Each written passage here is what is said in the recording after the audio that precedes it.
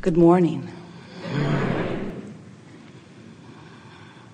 We are extremely pleased that you are here. It is good to come together for the purpose of co-creating. Do you agree? Yes. You're knowing what you're wanting? Yes. Really? It moves about a bit, doesn't it? You are appreciating the contrast of your time and place? Oh, especially that.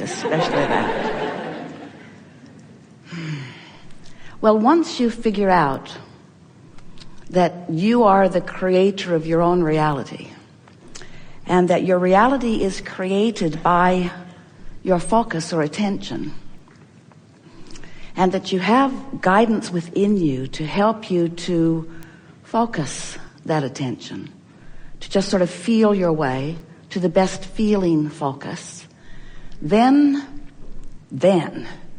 you do appreciate the variety that surrounds you, because it is always that variety that helps you to decide. And isn't a decision focus? Here's the answer to what you're looking for. And we haven't spoken it in this day. And so let's introduce it here because it matters. You get it that everything's about energy. And we haven't spoken the specifics of this today, but we're going to do it right now. Everything that happens to you is law of attraction's response to your point of attraction. Yes. So it doesn't matter how you got to the vibration that you're offering. It is, and law of attraction is responding to it. So if you're thinking, and some of the questions that you were asking just now are about what's going on right now and your awareness of them. And we want to say deliberate creation happens best in advance. In other words, we want you to prepare your grid in advance. We want you to deliberately chill in advance. We want you to deliberately meditate in advance. We want you to deliberately make lists of positive aspects. We want you to deliberately go general. We want you to take those moments where you can get off the road, so to speak. We don't want you doing your most deliberate thinking when you're going 135 miles an hour in a 55 mile an hour speed zone. In other words, but when you are lying in your bed, we've called it pre-paving for a very long time. So think in terms of doing your creating in your mind under the conditions that are the most conducive to ease and positive expectations, and then spend the rest of your time reveling in the universe's ability to deliver it to you. So if you're pre-paving in advance, and then you're letting the majority of your time as things are unfolding be time that you're noting, oh, look how well this is going, look how well this is going, look how well this is going, it will all come together in a really perfect way. Friends, life is supposed to be fun, and you're not ever going to get it done, and you can't get it wrong. And if you will begin to embrace those contrasting moments as part of the path along your trail to the things that you are really wanting, then life will be sweet for you the majority of the time. And when it's a little sour, it's still on track. That's really what we want you to hear from us. Be easy about it and meditate if you feel like it. But most of all, make a decision that nothing is more important than that you feel good, and pay attention to the way you feel. And when you feel less than wonderful, do anything and everything you can think of doing, which usually just means change the pace from whatever. So if you're in the middle of a conversation that is taking you down, smile and end it. If you are sitting in your body and it is tired and stiff, get up and move around. In other words, don't allow yourself to continue in the direction of what does not feel good. Use your guidance system in the way it is intended and shift directions.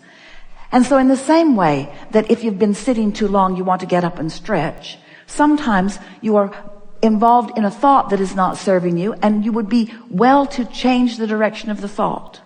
That's where this going general will serve you. We would rather see you having a wonderful walk outside than meditating, because both are conducive to alignment. We would rather see you happy about something or appreciating something than meditating, because whether you're meditating or appreciating, there's still no resistance. So just move around in the knowledge that you've found and see what fits this moment and what fits this moment. Sometimes in a conversation, listening's the best thing. Sometimes in a conversation, saying something is better.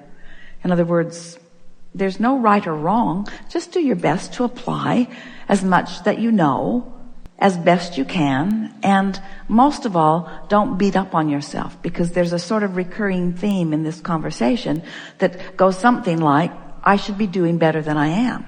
And that is what's slowing things down more than anything and making meditation feel like a chore. Also, we don't want you to meditate to fix something that's broken. We want you to meditate because it feels good to release resistance. When you have the benefit of finding a piece of music that you like, even though it's usually only 3 minutes long, or finding a book that you're feeling particular resonance with, or you have a new one that you are in love with that you are holding as your object of attention, when you have moments in time where you can focus for periods of time where no resistance enters into the arena for a specific period of time, 17 seconds gets it going, another 17 seconds really adds to it. And when you are able to sustain 68 seconds without resistance entering into the equation, you have moved your vibration significantly. And that's what's happened to several of you on several occasions here today. We talked about the deepest of subjects. We talked about things that matter to you the most. And in all of that, you shifted your vibration significantly. So what that means is, over the next few days, if we were standing in your physical shoes, since we are standing in your physical shoes, it is our intention to watch for evidence of the new alignment that you've practiced in these hours that we have been together. That evidence is going to thrill you. It's also going to buoy you. When you see it, when you come across it, consciously acknowledge it and make the correlation in your own being. This is as a direct result of my holding myself in vibrational alignment. And I can do that relative to everything. Sometimes people aren't so eager to express their appreciation for contrast, but it's only always because they haven't figured out how to focus, or they haven't figured out what the criteria for focusing is. If there's just a lot of variety, and you're just giving all of your attention, or wanted and unwanted your attention, then you've got a sort of sloppy focus going on, which means you've got a sort of sloppy point of attraction going on. And when you are not focused deliberately, or when you're creating by default, then you get some of what you want and some of what you don't want. And there's no real downside to that, because in that process you get more and more clear about what you do want. But if the clarity about what you do want is coming on stronger and stronger, but your ability to focus on what you want is not becoming more practiced, then you just get a bigger life, but it's not a comfortable life. It gets bigger. There's a lot more variety. You can parlay your life into really wonderful things. We've been saying to you for a while, when you know what you don't want, you know what you do want, and there's a bounce in that, because when you know what you don't want, a rocket of desire shoots out of you. And so knowing what you do want is predicated in part upon knowing about what you don't want. We just don't want you to make a life career out of knowing what you don't want. We want you to get more oriented toward knowing what you do want and speaking more about what you do want, and therefore practicing more of the vibration of what you do want, and therefore holding a more consistent vibrational point of attraction about what you do want, and therefore setting a vibrational grid that aligns with the core grid. We'll talk about grids all through this day, because we want you to begin to consciously acknowledge your point of attraction. And here's the best way to hear that. That would be like falling out of the sky or falling off the roof and asking, what thoughts should I be thinking while I'm falling? Yeah. And we mean that relative to all creation. We're not just talking about creation where there might be an abrupt ending. We're talking about all creation. There is this momentum during which contemplating the specifics of what you're doing are not necessary, because the momentum is already taking care of that. You get what we're talking about? We want you to stop struggling in your creation in the momentum. In other words, let the momentum happen and then reevaluate. Mm-hmm. And if you will do more creating in advance, if we were standing in your physical shoes, this is the way we would play it out. When we go to bed at night, we would bask in the deliciousness of the bed, and we would lie in appreciation of everything that we could find to appreciate about. We would bring ourselves into alignment through appreciation, through deliberate focus. And if we couldn't find it there, we would go general enough until we find it. And we would intend to sleep well. And we would put forth the suggestion, which is a pre-paving, that when we awaken in the morning, we will feel refreshed, and that tomorrow will be a day where much inspiration of things from the vortex will flow.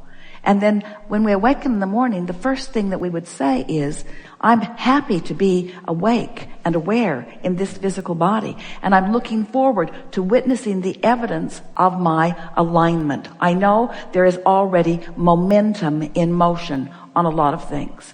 And the momentum, no matter what it is going to serve me, because it's going to help me to direct my intentions. There's going to be contrast that's going to help me decide more clearly. So this is going to be a day that's going to be the grid filling in with things wanted and unwanted, and I embrace all of that because I accept all of it as motion forward. I accept all of it is why I'm here, and this is going to be a really fun day. So now you've set the potential resistance sort of at bay just a little bit, because you have, in general terms, not specific terms, in general terms said that you embrace and welcome all of it, because you accept all of it as valuable for you, you see. We told Esther as the day was beginning that it would be her favorite day ever. And when she listens back to this, she's going to discover why. Our favorite thing in a day like this is your willingness to come and play with us. Sitting here in the room, many of you are watching live around the world, but you are participating here with not only us, but with your own inner being. And it is satisfying to us that we are able to offer some general words about the laws of the universe as we know them to be. And that by your willingness to be here, your willingness to play with us, your willingness to focus, that we are able together collectively to let go of those corks of resistance, and your vibration raises. And what that means, especially in a day like this, is that when we move into some new places where we are not commonly treading, when we are finding some new ways of looking at things that you are not accustomed to looking at from your point of view, that because you have been willing to listen and because your vibration has raised, you're in a new place of clarity where it is meaningful to you. And the reason that we like that so much is because that means you've spent some time. We've been together for about 3 hours. And during a significant part of those hours, you have been in a state of alignment with the broader part of who you are. And what that means is you've practiced without meaning to a higher frequency vibration. And that practice is really all that is required in deliberate creation and in allowing what you want. We have enjoyed this interaction a lot. There is great love here for you. And as always, we remain in your vortex.